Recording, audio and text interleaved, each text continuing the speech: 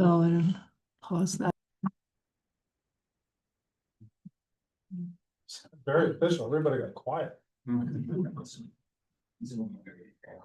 So we appreciate everyone showing up. My name is Michael. I'm on the energy committee here in Williston. I work for the town of Stowe Electric Department, which is how I know Brad.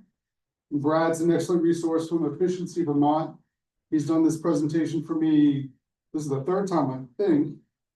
And it's great. I encourage you to ask a lot of questions, save it for the end. It's a pretty high level presentation, but Brad is an excellent resource. So I encourage you all to take advantage of his skill set. Thank you, Michael. Thank you, Brad. Well, I'm happy to be here tonight. This is like, I've never sat to do a presentation before. I feel like I'm in somebody's living room, so thank you for the relaxed and mellow atmosphere here. This is pretty cool. Show of hands, how many people are disappointed it didn't rain today? Figured I'd try. Wow. Okay, downpour all day or just drizzle. How about that car wash we had last week for the whole week, right? 41 degrees and misting. Anyway, I just out of curiosity for me here a little bit, show of hands, how many people live within about 5 to 7 miles of here? All. Excellent. Okay. That's super. So my name is Brad Long. I'm with Efficiency Vermont. I'm a community engagement manager, and I work with community-based organizations, town energy committees, other distribution utilities like Michael mentioned over there at Stowe Electric. And I do a lot of work with communities and with people working to help educate and help people take advantage of the services and incentives that we offer. So my presentation today, Melinda contacted me about a heat pump presentation that I had done with Stowe Electric, like Michael mentioned, and asked if I would be willing to come out to Williston and do this presentation. So here we are. Next question, third question I have for you now tonight. How many people currently have a heat pump? 2. Okay. For heating and cooling or for water heating? Water. No, Heating and cooling, okay, all right. And the rest of us here, how do we heat our homes generally right now? Just shout it out. Natural gas. Furnaces, boilers, Boilers. okay, a little bit of everything, okay, all right, that's good. That helps me get a little grounded here. We'll get started. Don't have to do that. Okay, so a little bit about who we are, about who Efficiency Vermont is. We are a statewide energy efficiency utility. Can everybody see this? I see some squinting. We're good. All right. Our job is to help reduce the cost of energy for all people living in Vermont. We help families and we help businesses and we help institutions both understand their current energy use and what options might be available to help reduce that energy use. Never in my time at Efficiency Vermont, which is approaching 9 years here, have I ever seen efficiency not be in partner with comfort. Every time we talk about efficiency, people end up in a more comfortable or safer situation, whether it's better lighting in a commercial or industrial situation, better refrigeration, less food spoilage, or just simply comfort in your home or the building that you're working in. So keep that in mind as we go through this. Obviously, we're here for heat pumps, so I have to imagine comfort's on people's minds a little bit. Efficiency Vermont basically functions across 5 different silos. We offer rebates, incentives, and we have financing partnerships with financial institutions across the state to help people take advantage of some of these opportunities and realize them. We provide events, we participate in events, we provide educational events like this, and we do promotional events for different technologies or services that might be available to people living here in Vermont. We do offer one-to-one guidance, engineering, and project support. And what that means is, you'll see a little bit in here, we offer a free virtual home energy visit. We offer one-on-one consultative services over the telephone. But ultimately, depending upon what it is you're doing, if you have some technical questions, if you need some guidance, we can help with that. We don't charge for it, and we are not, we are brand agnostic. So we'll talk about technology, but we won't necessarily say Samsung is better than Bosch or Bosch is better than Samsung or whatever it might be.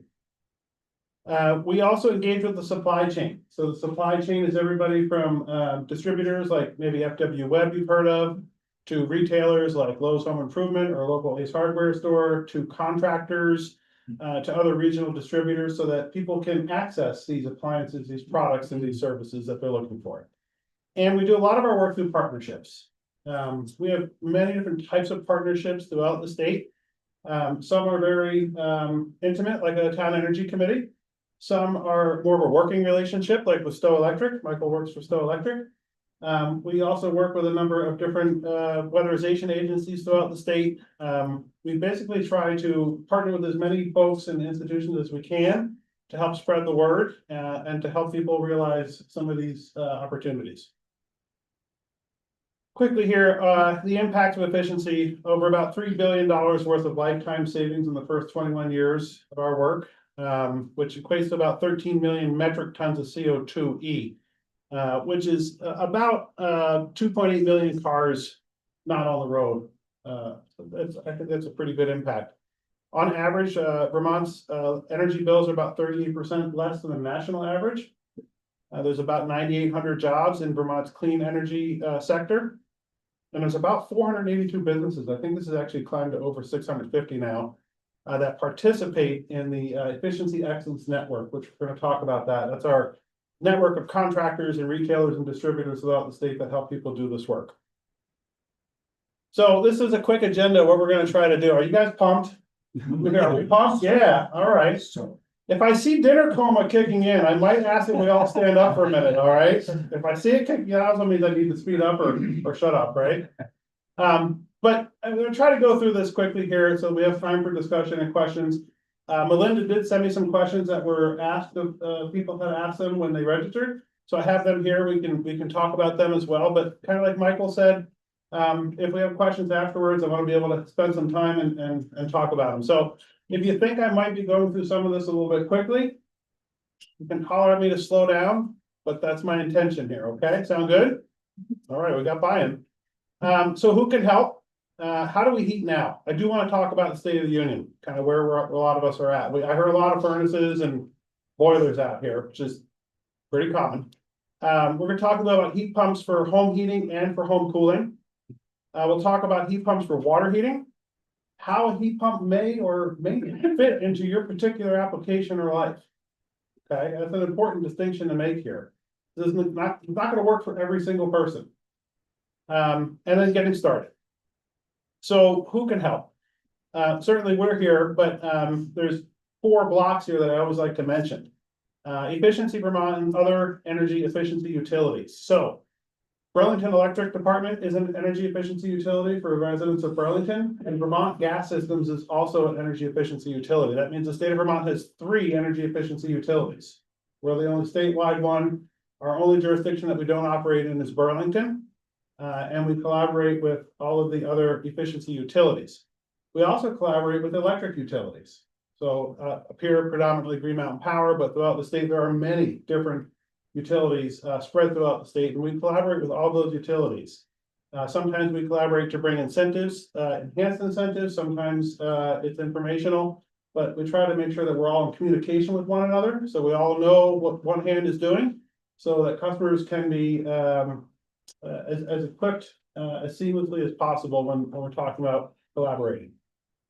The Efficiency Excellence Network and other contractors. So that is our network of contractors. I have a slide or 2 on that. There's a PDF over there that talks about the Efficiency Excellence Network, but that's a group of contractors that we've worked with to help people living here do the work that they want to do. And as I mentioned earlier, we work with select credit unions to help people finance projects that are a bit bigger than the pocketbook allows in the time being. So Efficiency Vermont, I did mention Vermont Gas and Burlington Electric. All 3 of the efficiency utilities in the state offer rebates on heat pumps, financing information, things like that. Efficiency Vermont typically serves as the hub, the central hub of a lot of that information. We meet weekly with all the other efficiency utilities. So we all kind of know what we're doing, but we can serve as a hub. So if you have a question, we might direct you to a Vermont gas utility if the question falls into that category, but if it doesn't, we'll be happy to help you. Our phone number is down there, but it'll be repeated later. The electric utility, you will see in here that there are some other incentives that can be applied to different products that are from your utility itself also. Okay, so we're going to keep that in mind. I always encourage people, if you're gonna do some work in your house that involves gas, fuel, oil, or electricity, call those providers before you start shelling out dollars and find out what types of programs, incentives are available, because they should be able to help you navigate some of that stuff. The Efficiency Excellence Network, this is contractors and service providers. These are vetted and managed in part by Efficiency Vermont. And some of these contractors have exclusive access to some of our programming and incentives that are available specifically for weatherization and the home energy loan. We'll talk about that a little bit later on too. Select credit unions. We've partnered with a couple of credit unions throughout the state to help people pay the upfront cost of some of these investments that you might want to make in your home or your building. And we basically bought down the rate so that it's a little bit more affordable than going to a typical bank for a typical home project loan. So, how do we heat now? We already know how most of us are heating now. Traditional fuel-fired heating. That is a furnace there in the front, and then on the back right there is a boiler, hot water boiler. These are tried and true technologies that most of us are very familiar with. They tend to be the most affordable, aka least expensive way to start making heat in a building, and they're reliable and they're pretty well known throughout the area for what they can do and what they can't do. But let's talk a little bit about boilers real quick. So a boiler by definition is literally boiling water or getting it close to that temperature, and it's distributing it through a number of different means throughout a house. And that could be baseboard hot water heating, that could be a panel radiator on a wall, that could be radiant floor heating. There's a number of different ways that a boiler is going to heat water and move it throughout a building. As you can see in that one large picture there, there's quite a infrastructure that comes with a typical boiler. A lot of pipes, a lot of valves, pumps. So those pumps typically require electricity, valves, you name it. We've got black iron gas line in there. We've got some copper piping. None of it's insulated. That's less than a 1-year payback, folks. Just heads up. But that is a typical looking installation right there. Sometimes these systems can be what they call a combi, where they're also providing for hot water. You'll see that in the system there, the top image. You'll see the tank water heater off to the right, and then the heating equipment on the left there. There's usually a priority on domestic hot water. So if there's a call for domestic hot water, typically the heating loop will shut down for the house, and the heating loop for the water heater will fire up and satisfy that demand until that demand is satisfied, and then we can go back to heating the house. That's just the domestic water priority. This technology dates back a couple of years in terms of boilers. 1870s, 1890s is when we first started seeing boilers being used in buildings to heat them. But they've been refined through the years. Some of these can be very efficient. We can see condensing equipment today that can be efficient into the upper 90s, which means for every dollar you put in to heat, you can get 95 cents worth of heating value out of it. 95% efficient. It's an easy way to think about it. Some of these are not very efficient. We'll see some of these in the low 80s. I would call that wildly excusable in today's technology in terms of what we can do with heating equipment. All of this stuff requires maintenance. All of it produces exhaust byproducts. Some of those exhaust byproducts can be deadly if they're left inside the home. Carbon monoxide specifically, that's the one we're worried about. And all of these, in terms of lifespan, can run 15 to 30 years most of the time. I have seen some old coal-fired equipment that dated to the 1940s, still in use, but that's pretty rare anymore today. Furnaces, fuel-fired heating furnaces. Old smoky or scorched dust, I like to call these.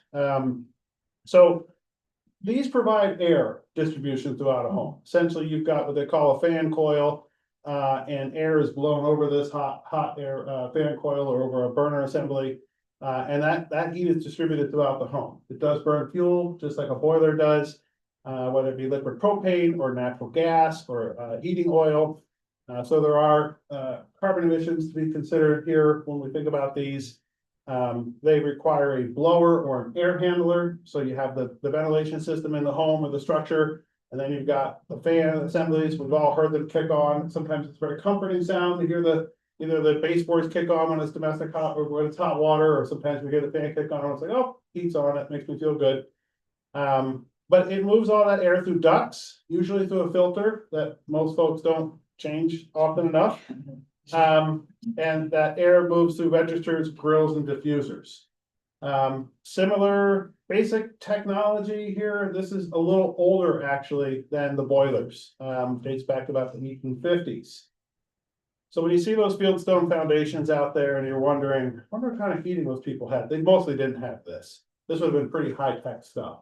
You ever been down to the Rockefeller Museum in Woodstock? They've got a very, very early hot water boiler system in there that they use for domestic hot water. It's kind of neat to see it. It is huge, massive. But this is kind of the state of the union.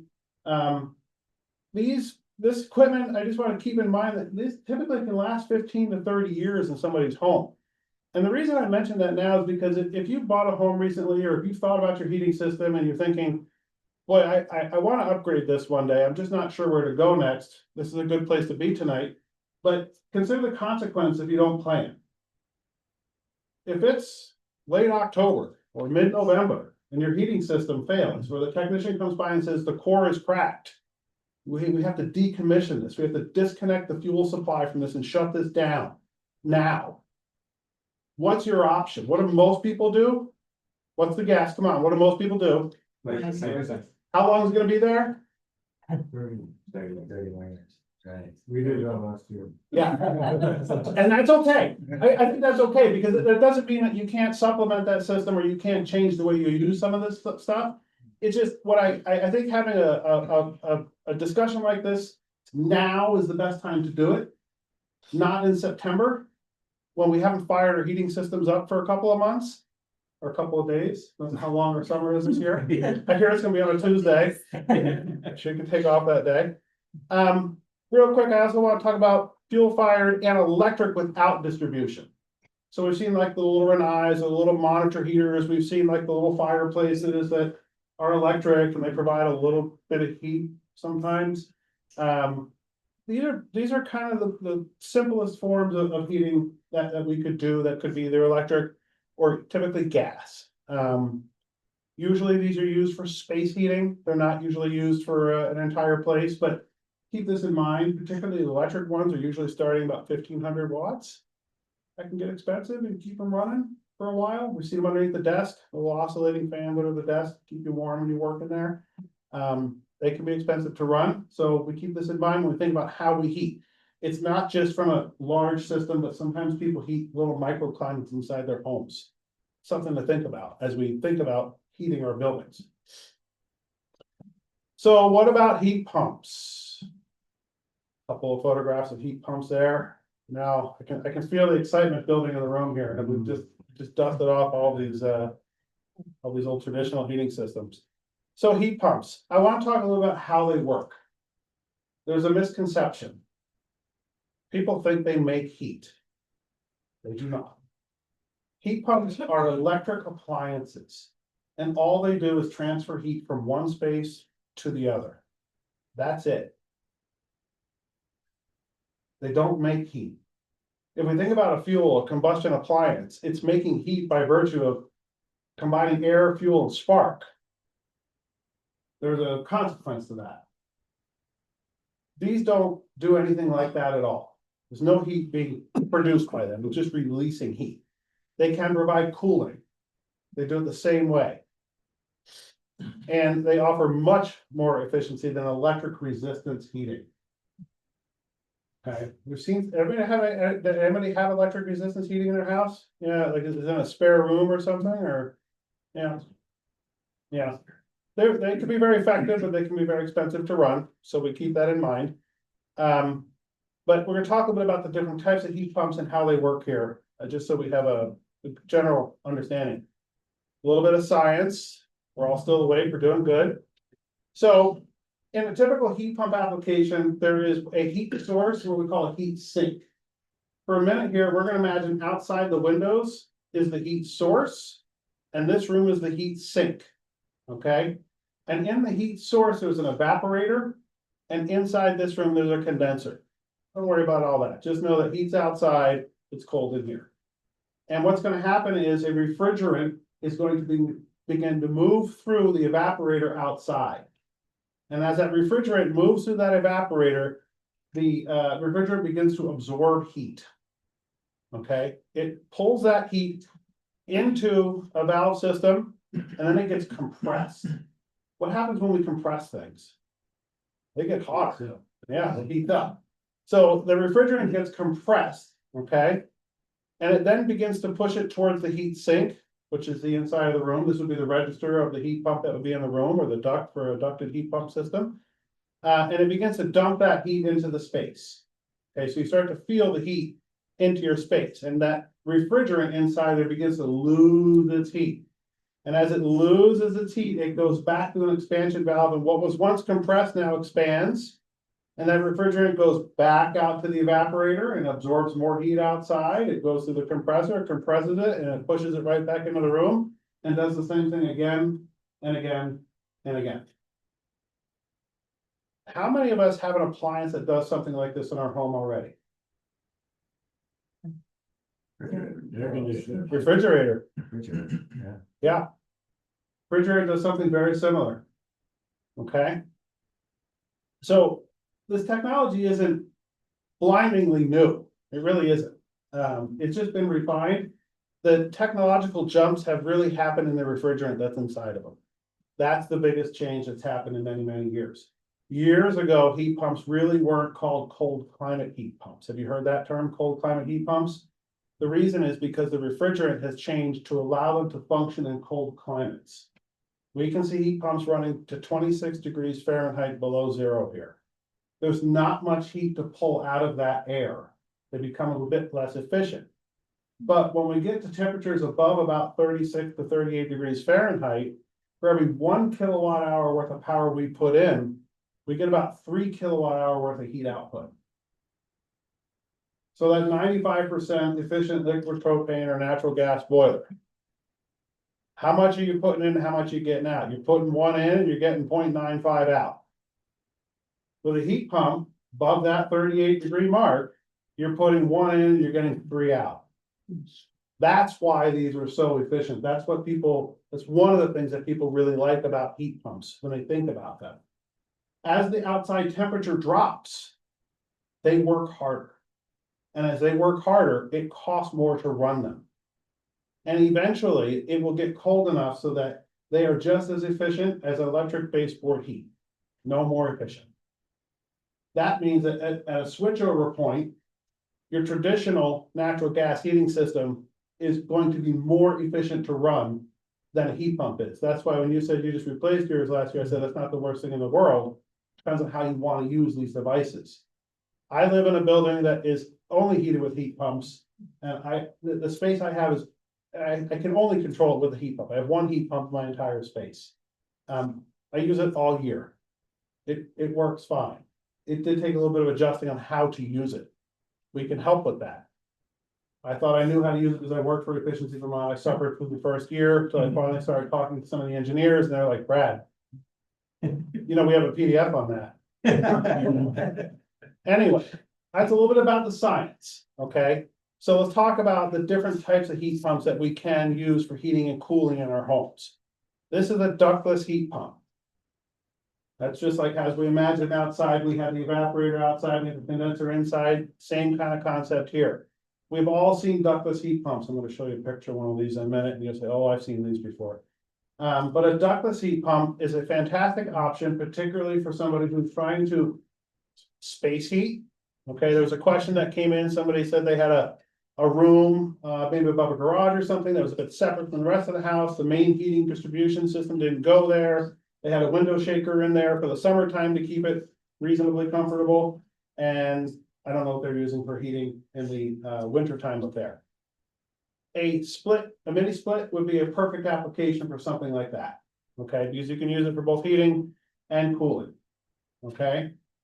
Mini split would be great. If somebody, I can't tell you how many people say to me, we've got this 3-bedroom house. The kids are gone.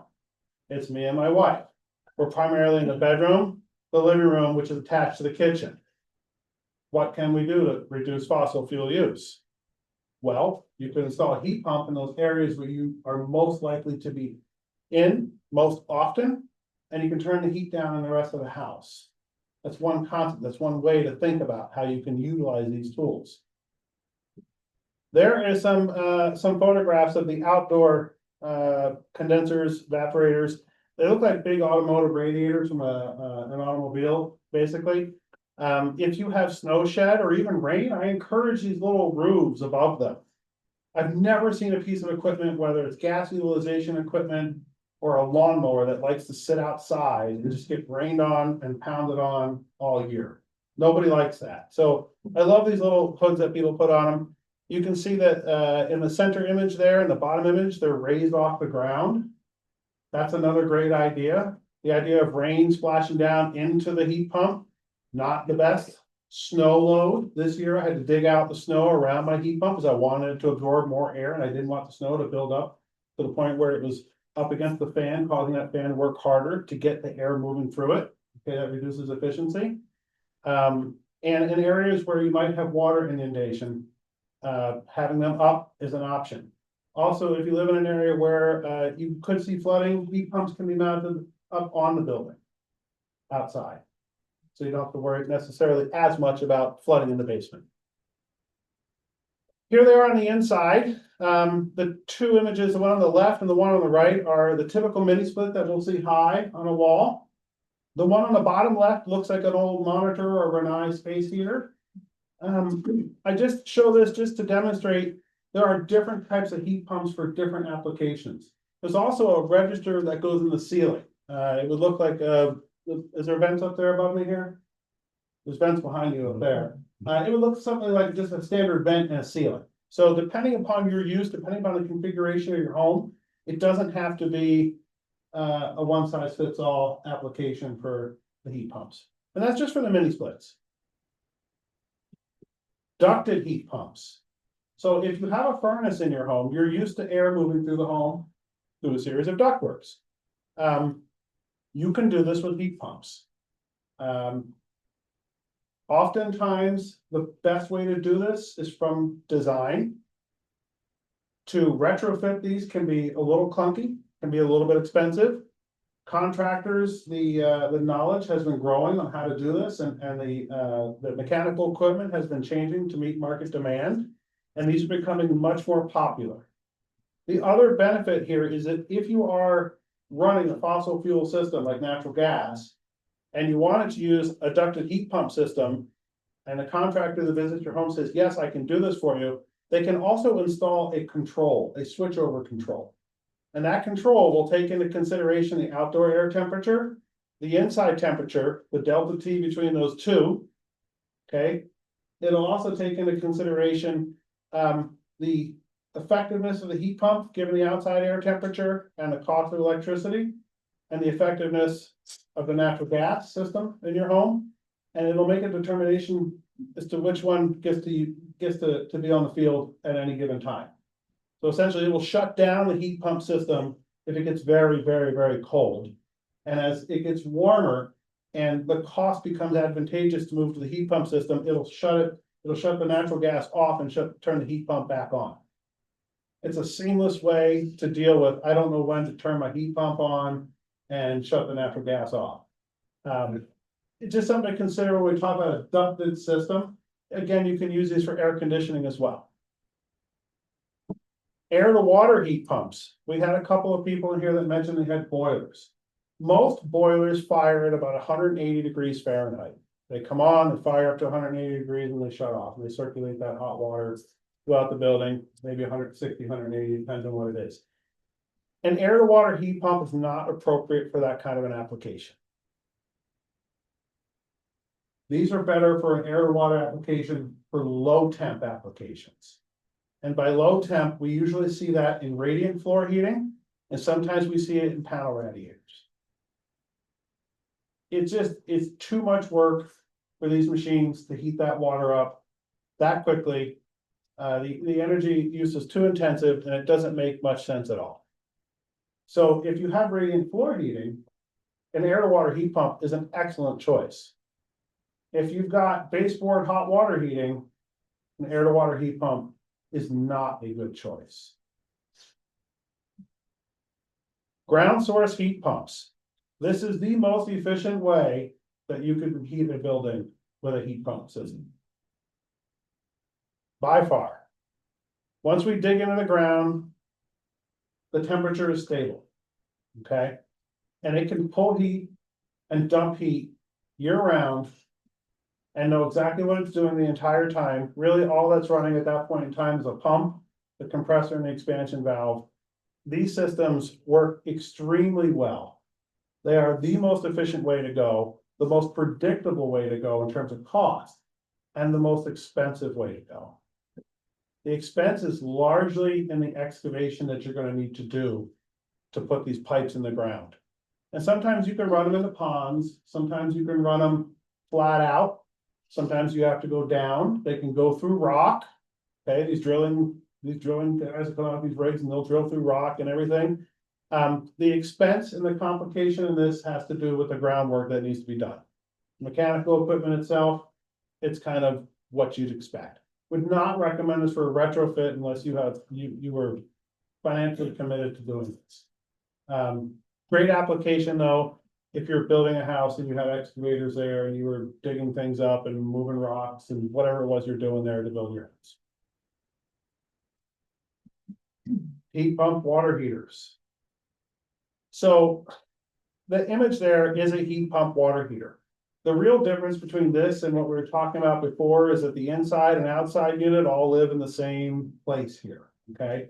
The heat that would normally be dumped into the room is being dumped into the water, and the heat is being absorbed out of the room. Okay? Where's your water heater right now? In the basement, okay. Most people have a nice open air basement. These need open air because they're going to absorb heat out of that basement space to dump it into the water. Now, these are called hybrid heat pump water heaters because there's an electric element inside.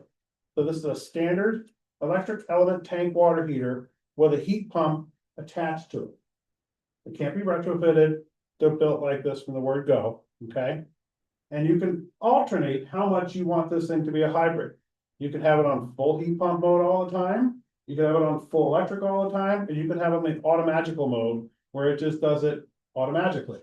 And it pulls from where it needs to as it needs to. These can be fantastic for dehumidifying a space. How many of us have a dehumidifier in our basement right now? They're expensive to run. Oftentimes compared to an electric tank water heater, these cost 1/3 to 1/2 to run to heat your hot water. Okay, they can also eliminate the need for that dehumidifier, which is expensive to run. And you don't have to empty the bucket, blah, blah, blah. These are a great option if you've got open space in the basement. If you're interested in reducing fossil fuel use, remember I said earlier, sometimes we have boilers and furnaces, they have combi systems. Where you've got like the boiler, and then you've got a water heater next to it, and the boiler's heating the water. You get to do that all year long, when you don't need heat. With a system like this, you could just shut that down, so that at least your furnace or your boiler is only running in the heating season. And your water heating's being taken care of with something like this. They do make a little bit of noise. I've had one complaint in all of my time, and that was that somebody installed this in the basement below the master bedroom. They put it on a timer, so it didn't run at night. That's how they solved the problem, but something to be aware of. These are a great option. If you have an electric tank water heater. I mean, 1/3 to 1/2 to run compared to that. It's a fantastic option. So why install a heat pump system? Okay. How can it help you? Certainly, it can give you a little bit more control, particularly if you're looking to install a mini split in a specific place in your home or your building. They can offer you a little bit of control over how much fossil fuel use that you're gonna have, okay? And they can offer a little bit of control in terms of having an ability to manage the heat in your home a little bit differently than you do now. And what I mean by that, these are kind of a set it and forget it technology. That was the biggest mistake I made my first winter. What I would do is I would turn it up in the daytime, and at nighttime I would turn it down. Who does that right now with their traditional? We all do that, right? But a heat pump system, you kind of leave it alone. You let it do its thing. And it's like the automatic button in your car. Remember the old school, we had like the 1, 2, 3, 4 for fan and do the slider or something for the temperature. Nowadays, you just push 70 degrees automatic and let it ride. It's that kind of concept in your home. It will do all of it without you having to mess with it. And it is more efficient when you let it do that. When you turn it on and off, the compressor has to spool up each time. It's that spooling up that is costing us a lot more electricity use. So it's better to leave these things alone and let them run.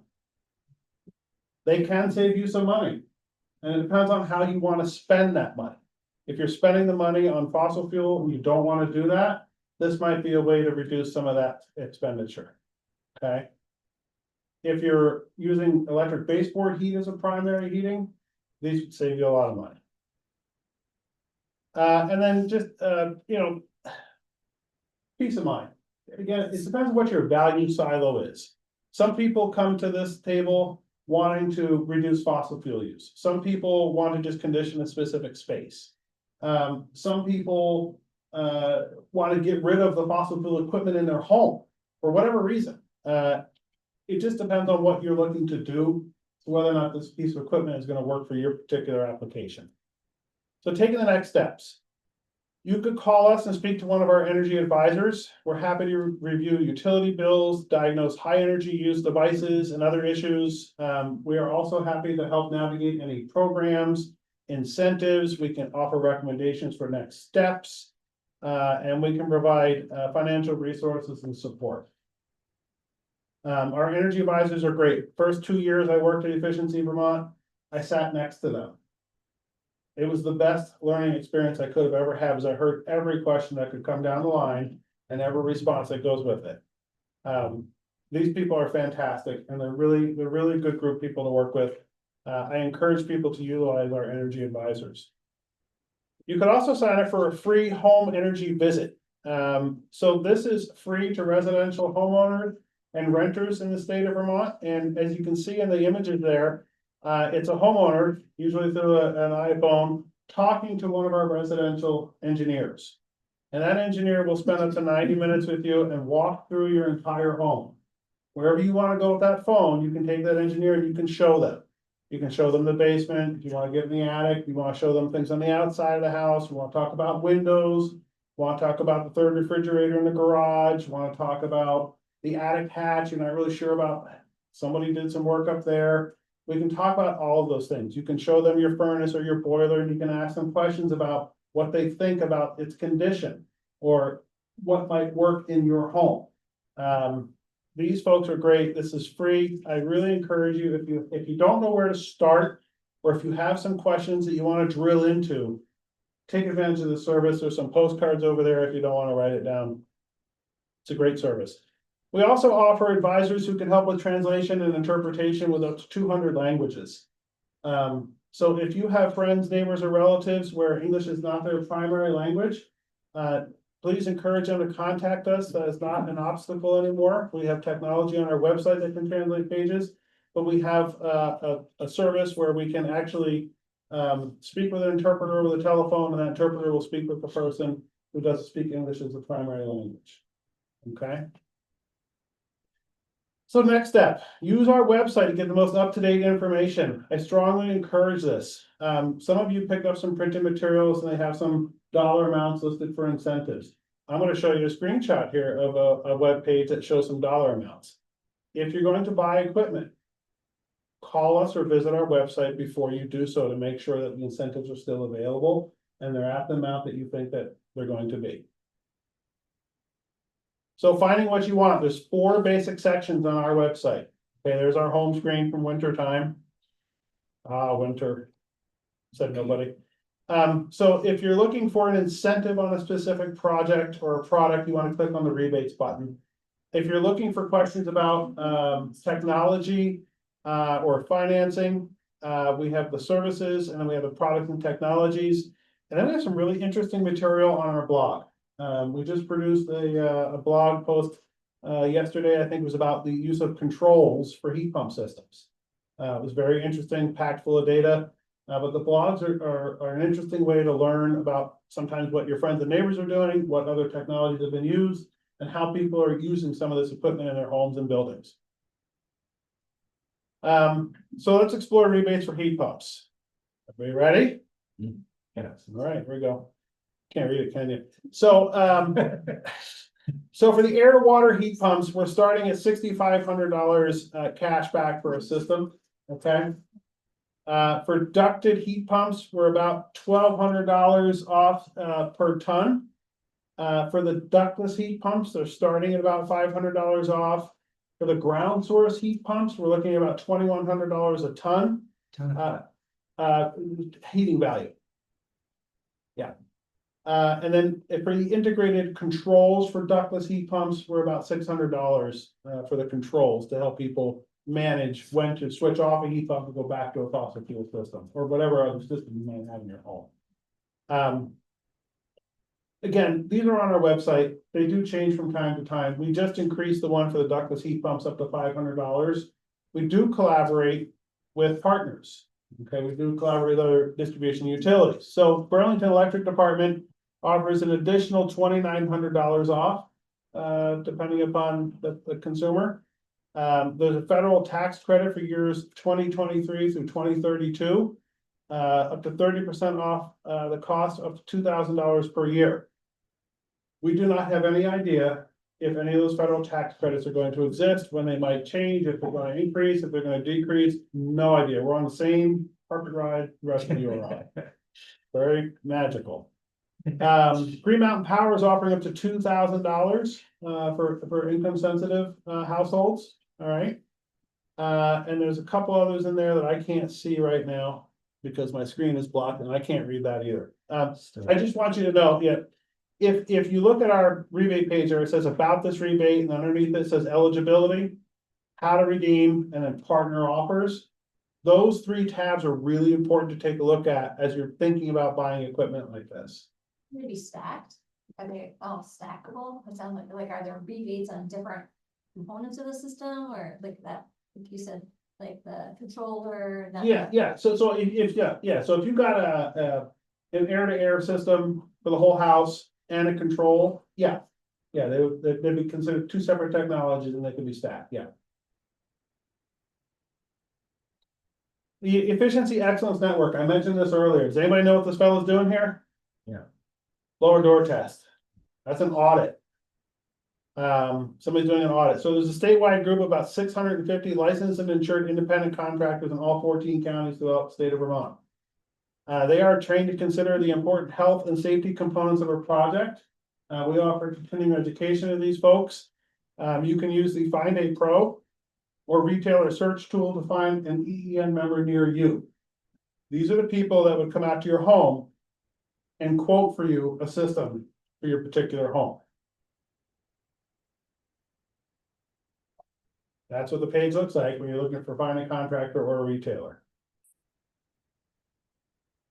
What the EEN is, okay, they are a group of independently licensed and insured businesses. They are not members of Efficiency Vermont. They do not work for Efficiency Vermont. Efficiency Vermont does not install equipment. We do not do audits. We do not come to people's houses and weatherize them. That's not work that we do. That is the work of the independent contractors throughout the state of Vermont. They are specialized, they have received specialized training for energy efficiency, again, with that focus on health and safety. They may require, some EEM members may require subcontractors and specialized professionals like electricians or plumbers to complete a particular project. Some of them have they're exclusively eligible for certain programs like our Home Performance with Energy Star Weatherization and our home energy loan projects, okay? So talking with an EEN contractor is fantastic. I always recommend you get 2 or 3 quotes if you can get somebody out to your house to get you some quotes. Then call us and talk to us about the quotes. Talk to us about your concerns. Say, hey, they're recommending 12,000 BTUs, but this guy is recommending 19,000 BTUs. That seems a little different. Why? What could be happening here? And we can at least help have a conversation with you that might help inform a conversation you can have with that contractor. We're not gonna pick sides. Okay, that's not our role. Our role is to help people figure out and navigate this stuff. It's up to you to pick the contractor that you want and the technology you want. Our job is just to help provide some information. So there are two ways to pay for your project on a month-by-month cadence if you want. We offer a home energy loan with 0% interest financing for lower moderate income households. We offer low financing rates for other income levels, and you can finance 100% of your project, including Energy Star certified appliances, and it does require an energy or efficiency excellence network contractor. For years I've been trying to get that to spit out enough, right? There's also, in some regions, the Weatherization Repayment Assistance Program. This is kind of contractor dependent. The utility Green Mountain Power does participate in this here. It just depends on whether or not we have contractors in the area that are also participating. That group of contractors has been growing. This is basically on-bill financing. You pay for a weatherization or a heat pump project, something like this, through your existing utility bill in a cash flow positive manner. Meaning if we are able to estimate that your project's gonna save you $50 a month, we try to arrange so that the payment is $45 a month. It's $5 net cash flow positive per month as you do this project. The loan stays with the home. Doesn't go with you. That's another way to do this. So I just want to mention understanding income eligibility. We offer what we call low or moderate income household offers sometimes. Many of our programs are designed around household income. But I would encourage everybody to check eligibility based on your household size, the county you live in, and the income level. You might be surprised at how high the income level is to be considered moderate income to be eligible for extra incentives. There are oftentimes bonus rebates, interest-free loans, and sometimes, depending upon the situation, we can help people replace key appliances in their homes. Few things to consider. Weatherization. If your house has not been weatherized, I don't care if it was built 5 years ago, if it hasn't been weatherized, it might be worth having a contractor take a look at its efficiency level and have it weatherized before you go ahead and install a heat pump. Matter of fact, people come up to me all the time and they say things like, hey, heating costs are really high. What's the number one thing I could do to save money on my heating bill this year? Weatherize the home. Most of us are saving in that 30% range. I've seen a high of 44%. Okay, we usually tell people 10 to 15%, but most of us are realizing a much higher savings once we've weatherized a home. The other nice thing about weatherization is that once you do it, it's done for the life of the home. You don't need to maintain it. You don't need to modify it. You don't need to switch parts on it. It's done. And it will immediately begin saving you energy and increase the comfort level in your home, both in the hot weather and the cold weather. Hot creeps in, cold comes in. It doesn't matter. If we can keep that out by weatherizing a home, it's the best case scenario. Couple of things to consider. What is it you're looking to try to do with this? Okay, I think we have to have reasonable expectations. If you put a heat pump in your garden shed out back, it's gonna cost you a lot of money to run it because it's a garden shed. It's not made for that. Okay, so we have to keep in mind what we're trying to do with this equipment. It's like taking the minivan and trying to, like, I don't know, tow a tractor trailer with it. It wasn't made for that. It's not gonna do that. And then, is the heat pump gonna fit into your home? Is it gonna fit into your lifestyle? Is it gonna work for your particular application? Do you have the electrical service necessary to install a heat pump, or is that an obstacle you're gonna need to get through before you install the heat pump? All different types of options, you know, we've seen it before where homes are close together. There's been neighborhood associations that say you can't have equipment blowing air at your neighbor, so that condenser evaporator outside blowing air from the heat pump will be a no-no on that kind of application. So they're not gonna work for everybody, which is something to consider, and we can help you navigate some of that process. So I just want to do a plug for Button Up. This is an annual campaign that we do to help people prepare for winter. It's free. We offer 2 webinars on heat pumps, 2 webinars on home weatherization. We talk about incentives, benefits, pros and cons. It's sponsored and facilitated by Efficiency Vermont, and it'll come around in October. Other energy resources. Oftentimes people ask me about solar. Efficiency Vermont cannot help with solar. We can't help with renewable. We cannot help with creation of energy. We can only help with helping people understand their energy use and reduce their energy use. Renewable Energy Vermont might be able to help you if you're interested in a solar project or another renewable type of project for your home or property. Drive Electric Vermont for anybody who wants to drive electric and reduce gasoline use, and then Go Vermont for any commuters. And that's all I've got tonight, and we got plenty of time for questions. And you're all awake. Big round of applause. Congratulations later. Thank you, Brad. very Yeah, much. absolutely. And that's excellent. Thank you very much. And at the end, when he mentioned the Button Up campaign, we in the Williston Energy Committee also promote weatherization. We have some little kits and weatherization materials to give away, and also window dressers, which is a window insert.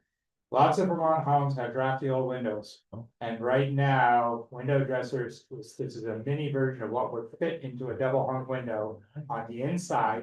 Double plastic line, it adds an area of insulation with foam, and they're measured to within 1/1000th of an inch to fit tightly inside of a double hung window. We've had people say instantly the cold air drafts have stopped. So if you go to windowdressers.org, you can get information or contact us. And Matt over here, Melinda and I are the local measurers. We go out, once you've said I'd be interested and sign up to window dressers, we can help you measure them and figure out costs for this. So these will work really well if you've got a house that's got air blowing through your windows. So Can I tack on to that? yes, We offer a DIY weatherization incentive. If you make 1 window insert, we'll give you up to $100 back. On average, they cost you $55 to make them. okay. Do that math. I thought that you had to do 3. No, we changed it for this year. Yeah, it was 3, Melinda, it was 3. But we altered it to just be 1 window dresser insert or 1 window insert this year. So, and Reed, you're correct, they are an instant way to stop draftiness. They actually offer 2 layers of insulation. Yeah. You have the 2 pieces of plastic, and that's 1 layer, but then that whole assembly and your window glass is the next layer. Because it sets away from Yeah, the framing by about this much. yeah. So you're adding multiple layers. We've had people with really old houses tell us that instantly their rooms were warmer. Yeah. Okay, putting these in. Also, just let me add, as part of the window dressers, you're expected to volunteer and help out when they do the build in Burlington, so it's a really fun day. One gets together, you'll just be assigned a task, and you sit there and you make these inserts, and then that's part of your helping the organization to make the inserts for low-income people, make it affordable. Yeah, And volunteer labor reduces the costs by about half. Yeah. Over what it would be if you went to a company and said, would you please build me this to within 1/100th of an inch tolerance? So it's a lot of savings by having this community build. And even if you can't help with the community build, there are plenty of other things. You could be a caller to call people and say, hey, your window inserts are done. Can you come pick them up? You can provide food, you can sweep the floor that the building is in. I mean, there's other things you can do besides help contribute to build, but they do ask for a 4-hour shift.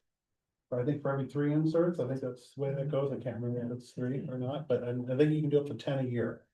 We had one customer ordered 12 last year. He's asked us for 2 dozen more. He lives in 1700s house. So, and he said instantly, those rooms were better. They're great. All right, questions, anybody? Any? I've also had so many while we were talking, Oh.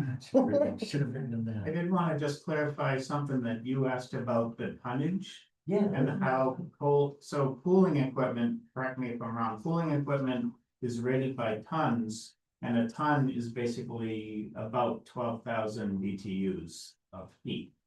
But I think it comes from the amount of heat to melt a ton of ice or something like that. I'm not sure about that either. Yeah, but anyway, they call it's about 12,000 BTUs, so if you look at a heat pump that has. That's rated for about 12,000 BTUs, that's about 1 ton. Okay.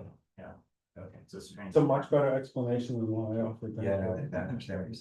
So, question, so like, what would the investment be for like a 1,800 or 2,000 square foot home?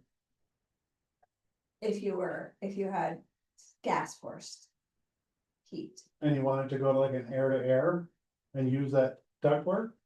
Well, I guess if you wanted to, if you, speak for myself, I have a fairly new, maybe 5-year-old, replacement, furnace or, gas forced air furnace, but an air conditioner that no longer works. And so they've been saying like, oh, you gotta do heat pump. In terms of the cost, it would be hard for me to say. It really would. I'm gonna defer to the contractors that would come out to the home. And there's a couple of reasons why. I don't know if your existing system in the ductwork and the plenum could be compatible with a heat pump system or not. And that could be a big factor. If that ductwork is not compatible for whatever reason, that's a whole additional cost that has nothing to do with the heat pump itself. So that's one thing to consider. I don't know what your electric service is to the house and whether or not that would have to be upgraded to accommodate a heat pump. So that's another, It could require more electric, oh yeah, than Yeah. an existing air conditioner. it could, yes, it could. It depends on what amp service is at your house right now. If you've got a 100 amp service, but you're gonna have a 160 amp load, you're probably gonna need to upgrade your panel, and that could have some costs associated with it as well.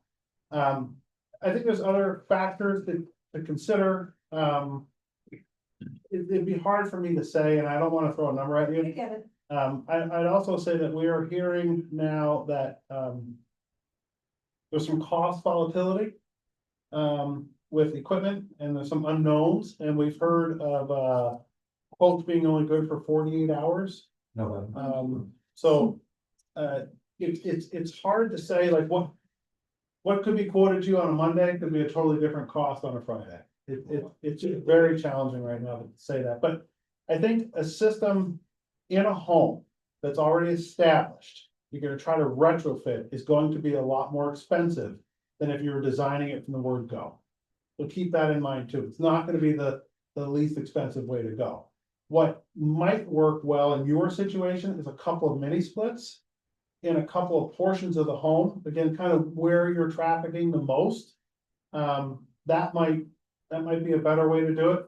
I don't know, everybody's home is different. If you've got a 3-bedroom home with occupants in each bedroom, then you're looking at heating each room so that that existing system makes the most sense. If you've got a relatively open floor plan downstairs bedroom, that's where you're spending most of the time. Maybe a couple of heat pumps to move air around that space would offer you a way to air condition it and then reduce heat use. Particularly in the border seasons. And the border seasons are typically, I hate to say August, but sometimes August nights, I hate to say that. September, October, November, when we start moving into December, we start getting that, the longer nights, we get our longest night of the year there. We tend to start getting our colder weather, we get more entrenched, where the heat pumps are going to work a lot harder. So your cost to run them is gonna be harder, so that January, February. Probably best suited for most fossil fuel, but as we start pulling out of that in March and April and May. That heat pumps become cost advantageous to run compared to the fossil fuel system, so for your application, it might be a way that you can add mini splits. Just to reduce the amount of time the furnace is running, and then obviously to replace the use of the air conditioner. But quotes from a couple of different contractors would be the best place to start. Does that answer your question? And I had another one, sort of just, Be with you in a moment, yes? was just in terms of maintenance, is it similar to, like, twice a year, get somebody out to take a look at it, or before, That is a great Needs to question. start then. That is a fantastic question. I'm glad you asked that question, because I didn't talk about it too much. There is a PDF over there about maintaining heat pumps. We have some information on our website. Generally speaking, once a year, they should be inspected and cleaned. The inspection has a lot to do with the refrigerant. Leaking refrigerant is a major pollutant, major problem. If the units shift outside and those connections get a little leaky, not only will the efficiency just plummet, the effectiveness of the unit will plummet. And you're not gonna be happy with the way it's working or the cost it's to do that. So generally, once a year, a technician would come out, check for refrigerant leaks, make sure the refrigerant pressure is adequate within operation parameters, and they will clean them. The cleaning part's actually important too, because they're just moving air around inside your home all day. You ever have that oscillating fan in your home or the ceiling fan with the dust bunnies clinging on for dear life? I mean, the same kind of thing happens inside of a heat pump. So cleaning them is important. If you live on a dirt road or near a dirt road or near a farm and you've got windows open, that extra dust is something to consider. If you have animals in your house, that is something to consider as well. Does that answer your question? Okay, gentleman in the back. Yeah, so, mini splits, do they require, if we talk about, you talked about 100 amp service in the house, which is what I have. Yeah. Does that mean it's not likely to be able to put a mini split in, or? No, not necessarily. It really doesn't. It depends on how much of your current box is being used. Yeah. And maybe what wouldn't have to be used necessarily. It really would be the conversation to have with an electrician and a contractor. I wouldn't rule it out. I wouldn't make the assumption that it wouldn't work. I'd ask the questions and get somebody out there who knows what they're looking at to help you with that. Because it also depends on, you know, how many BTUs that mini split is that you're gonna use. Is it a big one or is it a smaller one? It may not need much upgrade, it may. Does that help? Yeah, we talked to a contractor and he's recommending upgrading the panel if we do go for it. Okay. Yeah, and there's also talk of some technological changes within panel use. You know, not to get too far into it, but the way we set up a panel now is kind of worst case scenario. Everything that's hooked up to that panel can be turned on simultaneously and run at one time. That's max load. We often never do that, okay? So there's talk about using a panel in a more of a staggered design, so that essentially when there's free space, that can be used for a high demand piece of equipment. It can make some adjustments. We're not quite there yet, I think, but I know that some of our team has been working on that. So that might make a situation like yours more affordable, might make a situation like yours a little bit more affordable. I'm seeing on this page here, the lighting and electrical systems, up to $10,000 for panel upgrades. For income eligible households. $10,000 for a panel? Like I've seen panels on Home Depot for $300. So what are we talking about here? 10,000. So that program just closed, and I apologize, it's on that sheet. Dang it. Oh, well. Oh, well, I'm sorry. But that's a great example of why I say check with our website or call us before you make any kind of an investment. Panel upgrades typically involve a lot more than just the panel. Sometimes it can be the wiring from the panel out to the pole. Sometimes it can be a transformer on the pole. It usually involves the distribution utility, and an electrician to help calculate things and determine what can be brought to a house. So panel upgrades can be quite expensive. It also depends on what you're dealing with. We have the second oldest housing stock in the nation. About 24% of our homes predate 1940. So there's some old electric service out there. And you know, I think kind of how old your home is and you're looking at a big electrical panel upgrade. If it's a really old house, bringing it up to modern standards has not only the advantage of having better power distribution, but probably more reliable and safer at the same time. Sorry about that. I gotta print out the more modern one.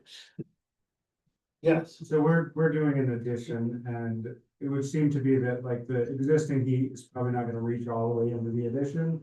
And if we put heat pumps in the addition, it probably won't reach all the way into the existing house, you know what I mean? Like, does that present concerns for you? We'll have a contract, but I just kind of want to throw it out How there. do you heat right now? Furnace or boiler? Forced hot air. Forced hot air, yeah. It kind of depends, the rule of thumb for most gas utilization equipment sizing in Vermont has been to oversize it.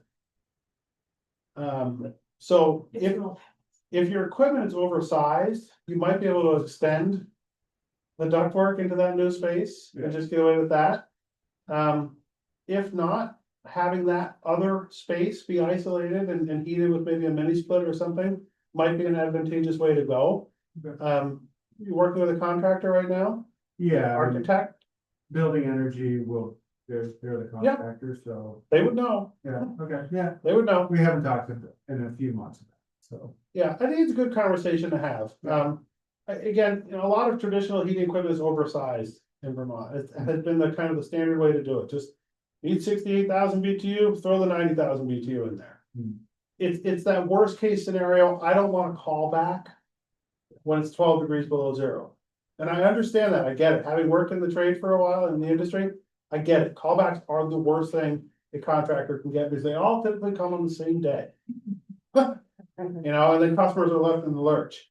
So oversizing equipment is popular. The problem with that is it can short cycle, which can cause it to wear out.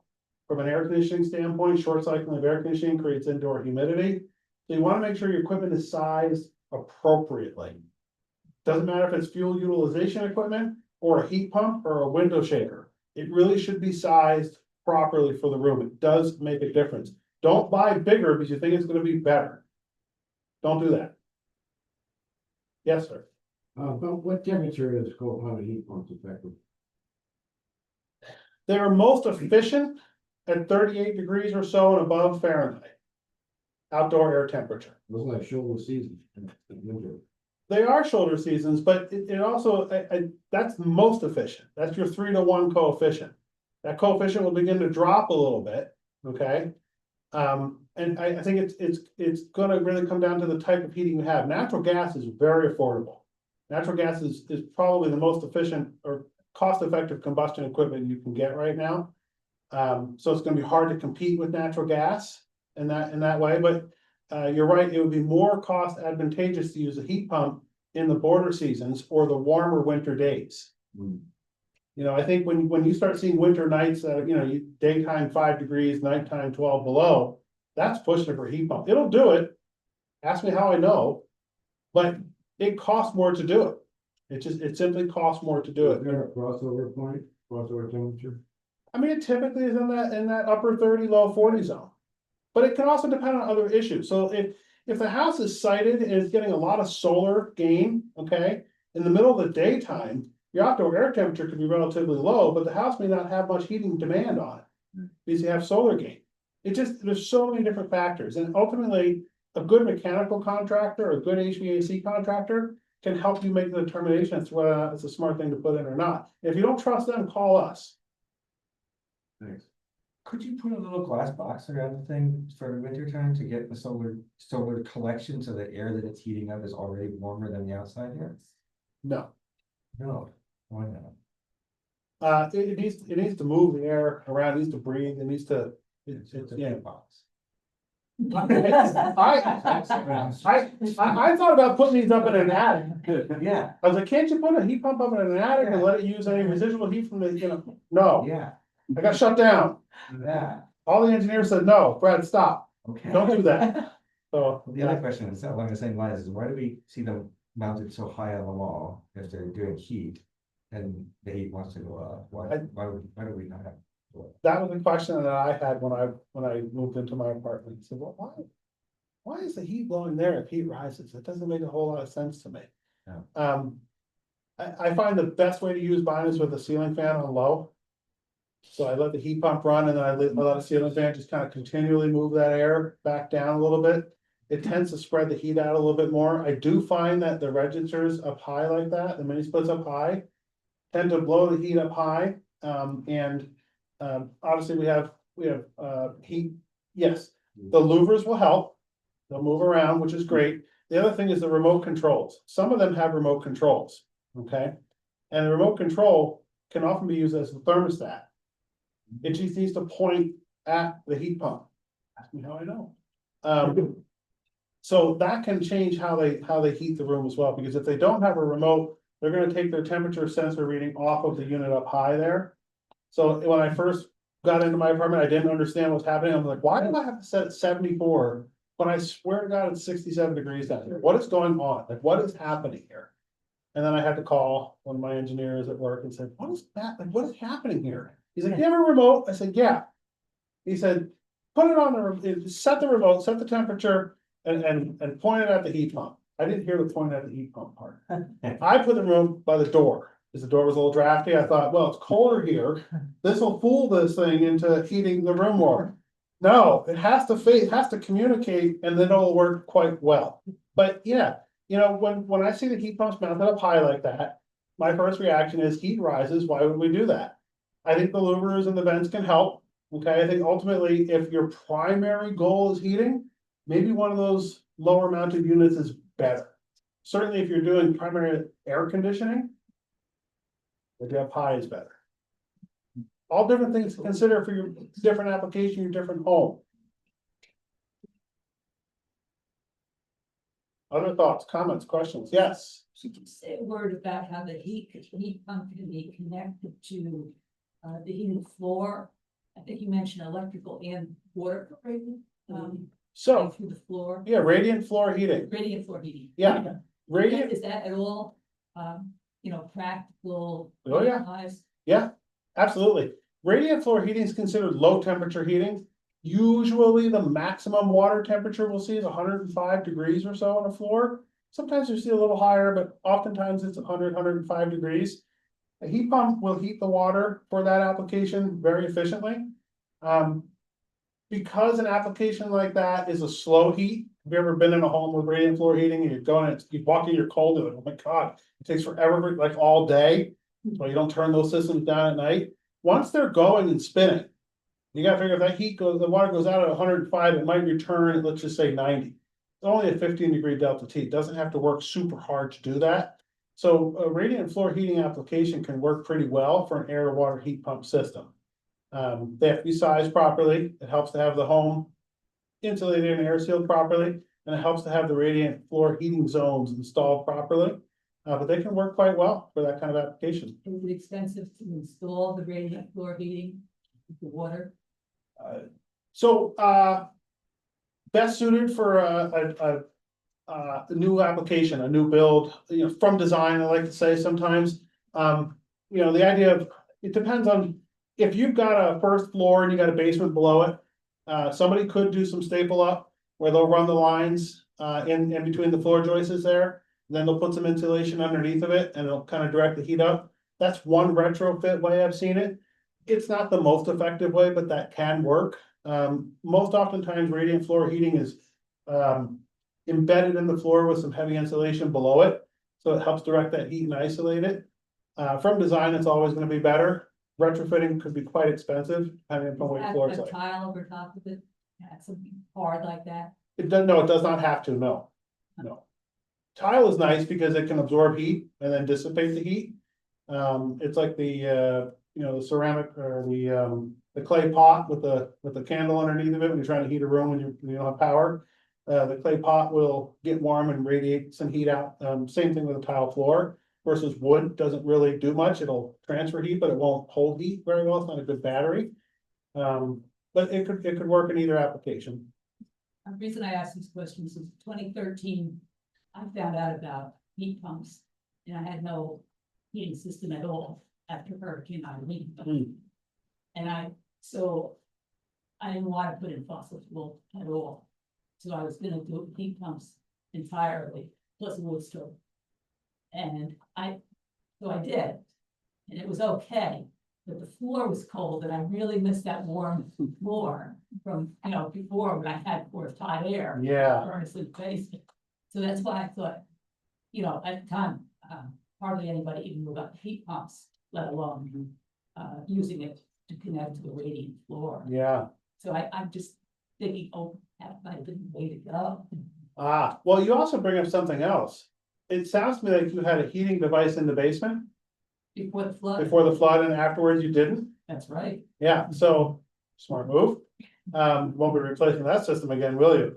But But everybody else did. yeah, I saw them all putting in their well birds. And I couldn't believe it. You're like, it's gonna happen again. But when you have a heating system in the basement, it is allowing a little bit of heat to rise up through. So there's a unique little, what could happen if I took my main heating system offline and went to just a heat pump system that's blowing air from only the conditioned spaces? It's just something to think about, something to consider. I was thinking about that when you're talking about the hot water heater. The hybrid heat pump. That it's pulling the heat from the basement, which means your whole basement's gonna get colder. Yeah, and I'd encourage you to go down to your basement, just measure the temperature now. And then do it again in November and then do it again in January. You should see that it's gonna stay pretty steady in the 45 to 55 degree range. Once we get subterranean about 6-7 feet, we're gonna level out and it should stay about the same. Your basement is weatherized. It'll do much better, in all those types of applications. Yeah. Filled stone? Blowing out into this. Yeah. Yes, What's the typical cycle for the system? How long does it usually last? 10 years, 15, 20? I know that that's been expanding a bit. I think that's been growing a little bit. I think maintenance is gonna have a big impact. Certainly, the sizing of the equipment from the word go is gonna be a big impact. And on average, I think about 15 years is what most manufacturers claim. I would check with the specific manufacturer and the warranty that they offer to see what they're anticipating. I'd also ask, contractors that are putting them in. I mean, a lot of times they'll know. A unit from 2013 is completely different beast than what we're offering today. Primarily, it's the refrigeration, that it's a refrigerant in it that's mostly different. But there are some electronic controls and some fan changes that have made efficient, a little bit more efficient. You have to replace the whole unit or can you replace parts? I don't know. I think that's a good question. I think it would be dependent upon what failed in there. I'd imagine if it was a fan motor that failed, that might be a replaceable part. If it's an ECU, that might not be. I don't know. Melinda? Yeah, so we talked earlier about how, it's less efficient at lower temperatures. Does that also affect the lifespan of a heat pump? If you're running it constantly at even when it's below zero, will that shorten the life? I don't know. That's a good question. I'd be happy to ask one of the engineers to get back to you. Yeah. Yeah, I don't know. I'd imagine anything that run hard is gonna wear out more quickly. That's be my guess. But I don't know. That's one longer. You get the same amount of heat out over. That's one longer. To be honest, we probably looking to be on more than off. Yeah, it would certainly, in that situation, yeah, be on more than off. But leaving it on puts less wear and tear on it than turning it on and off. It's one of those things that once it runs, it likes to run. It just likes to keep going. Once that cycle is happening, it likes to maintain that. That's where it's happy. When that compressor gets completely shut down and has to fire back up, that's when it uses the most amount of electricity. So when it's cooler temperature, it's gonna run longer for a cold temperature. Yeah, So it's gonna shut off on that, so the cycle is fast, but the work, the longer it's running, it's more, so. You don't know which is more detrimental to the equipment, cycling on and off or. or running longer. Long. I mean. Just based on what I can think of all mechanical equipment, starting and stopping is always more wear and tear than running. Right, light bulb, the old. Yeah. Elements, on and off. Yeah. Towards the light switch. Yeah, it's like highway miles versus city miles on a car. The stopping and starting, stopping and starting, stop starting versus like 75 mile an hour for 10 days. Totally different wear and tear on the car. To that effect, if you leave it off for months in the summer, cause you don't really love air conditioning all summer long, is that a No, downside or? No. that's fun? no, it's fine. Yeah.